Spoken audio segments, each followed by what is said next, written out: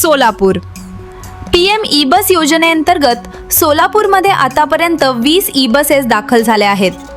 सध्या या buses Ajara exhibition ground परिसरात सुरक्षितपणे उभ्या करण्यात आल्या असून सुरक्षेसाठी दिवसा 2 आणि रात्री 4 सुरक्षा कर्मचाऱ्यांची नियुक्ती करण्यात आली आहे. या ई बसेसची PDI म्हणजेच प्री डिलिव्हरी इन्स्पेक्शन प्रक्रिया सुरू आहे.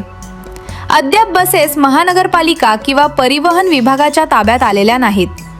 तसेच त्यांचे रजिस्ट्रेशनही झालेले नसल्याने सध्या सर्व बसेस JBM कंपनीच्या ताब्यात आहेत. दरम्यान महापौर विनायक कोंड्याल, सभागृह नेते नरेंद्र कारे, माजी महापौर श्रीकांचन यंदम आणि ज्येष्ठ नगरसेवक अनंत जाधव यांनी ई बसेसची पाहणी केली. तपासणी दरम्यान काही उपकरणे किंवा लॅम्प गायब असल्याबाबत शंका उपस्थित झाली होती. मात्र चौकशीत चोरी झाल्याचे आढळून आलेले नाही. हरियाणाहून सोलापूरपर्यंतच्या लांब प्रवासात काही उपकरणे पडण्याची शक्यता व्यक्त करण्यात आली आहे. यानंतर बुधवार पेठ येथील ई बस डेपोलाही पाहणी करण्यात आली.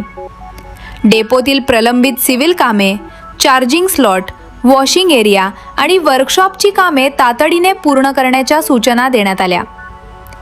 ई बसेस नागरिकांच्या सेवेत लवकरात लवकर सुरू करण्यासाठी संबंधित अधिकारी, JBM कंपनी आणि कंत्राटदारांनी समन्वयाने काम करण्याचे निर्देश महापौरांनी दिले आहेत. सोलापूरकरांना आधुनिक, सुरक्षित आणि पर्यावरणपूरक सार्वजनिक वाहतूक सेवा देण्यासाठी ई बस प्रकल्पाला आता गती मिळणार आहे.